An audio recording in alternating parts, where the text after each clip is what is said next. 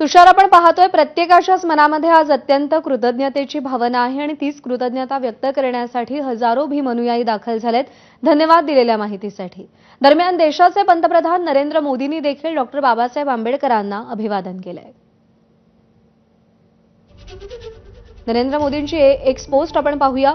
भारतरत्न पूज्य बाबासाहेबांना त्यांच्या जयंतीनिमित्त कोटी कोटी प्रणाम. त्यांच्या प्रेरणेने देश सामाजिक न्यायाचं स्वप्न साकार करण्यासाठी समर्पित वृत्तीनं कार्यरत आहे. त्यांची तत्व आणि आदर्श स्वावलंबी आणि विकसित भारताच्या निर्मितीला बळ आणि गती देतील.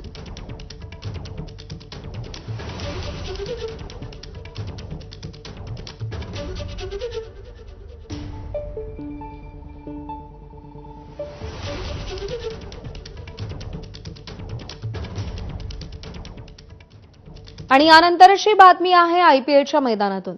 मुंबई इंडियन्सनं